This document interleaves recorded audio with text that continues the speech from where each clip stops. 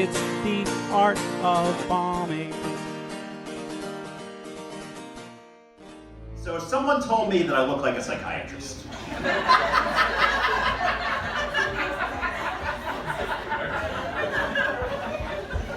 But they kept going. They said, who needs to see a psychiatrist? And that was a weird thing for me to hear from my psychiatrist.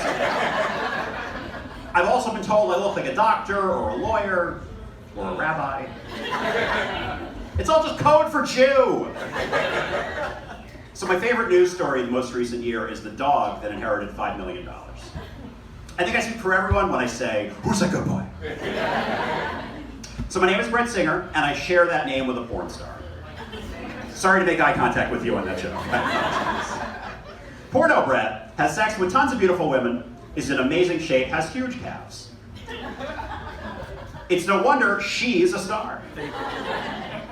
So I'm not a psychiatrist, I'm not a porn star. They say you should dress for the job you want. Well, it finally happened for me. Folks, you're looking at a fantasy football commissioner.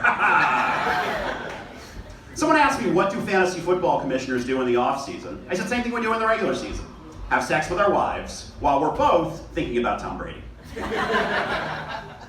Right before we all went inside, that was my last show before we went inside. And I'm doing my set, and things are not happening the way I want them to. Let's just put it that way. People are not enjoying me. But this guy, every punchline says, "Oh, that's great. Oh, that's wonderful." And I'm not an aggressive comic. You ever see TJ Miller go off on a crowd? I mean, I saw him do 10 minutes to this one woman at a show and just eviscerate her, ripped her apart. I actually opened for him in Minnesota, and I forget what show it was. I can't remember if it was the Late Show Friday or the Late Show Saturday. I think it was the Late Show Saturday, so it was like the last show. And this group just kept going and going and going and going, and it was only two, so it was me hosting and then him, and I did everything I could to just get them to be quiet, and just even the manager was trying to get them to be quiet, and then he went up and just let them have it, to the point where he actually had them removed. He finally got tired. He tried to get them to behave and enjoy the show, and they kept talking and finally he was like, you know what, get out of here. Yeah, no. I hear you. And so, I mean, that was, I do not feel comfortable doing that. I don't feel comfortable just going after an audience member. Maybe one day I will, but it's not really my thing. So I tried to talk to the guy, and I was like, hey, where are you from? Said he was from Jersey. I was like, oh, of course you are.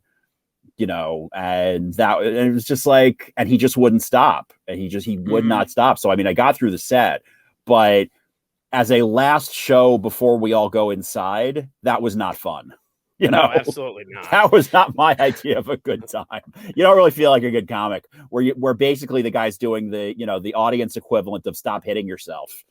Yeah. It was just like, oh God, it was so unpleasant. Well, what's kind of funny about that too is that, he kept kind of heckling, but not in trying to be part of the show. Because there are audience members that are they're just audible. They hear a funny joke, instead of laughing, their reaction is, oh, that's great. Or, you know what I mean? And that sounds like what this person was. So you don't want to go off on them, and because you're going to lose the whole rest of the audience if you do, because they're just trying to enjoy the show.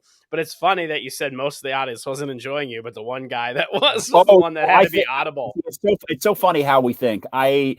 You think the guy was enjoying it. I think he was mocking me. I feel very confident that he was mocking me. Absolutely. I maybe didn't do it justice. I felt very good. I feel very strongly that this guy was very sarcastic.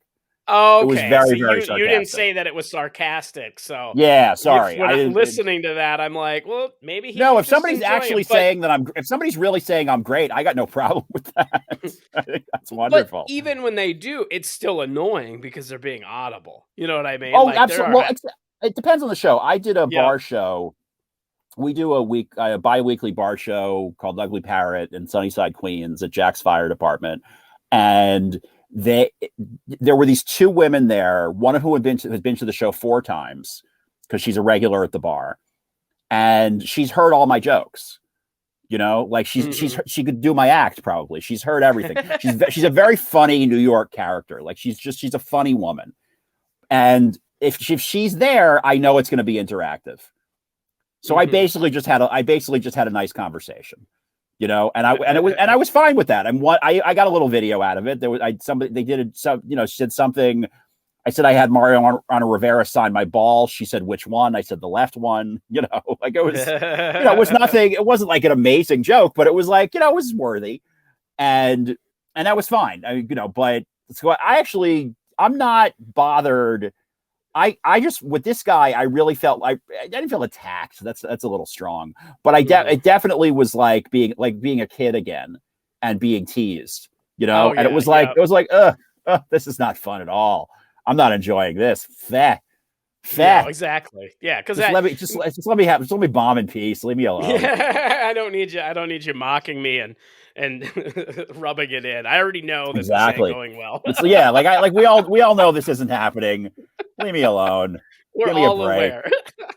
Everybody knows. Oh, yeah, and that's the worst. Especially if it happened right before going inside, because you didn't know what was going to happen with comedy, so you had to just sit in that for a couple weeks until virtual comedy started. Oh no, I was like, please, can we stay open one more week so I can just get one more set in? Can I just squeeze in one more before it's time? Come on, let me get one more live in. Yeah, it was definitely it could have gone better. It definitely could have gone better.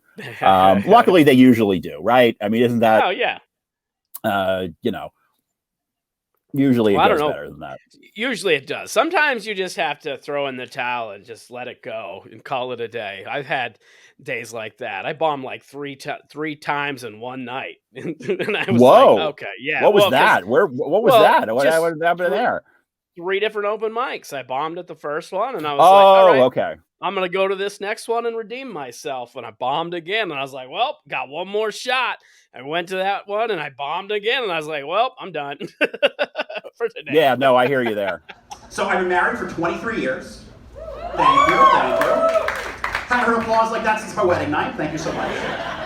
The traditional gift is brass, and the modern gift is anal. Sorry to make eye contact with you on that show. The secret to a long marriage is that you gotta work on it. The other day I read this article. It said you're supposed to be your wife's best friend. You should tell her things. So I sent her a text. Just saw this girl with a great ass. My wife replied. She said, stop following me around the living room. It's the art of bombing.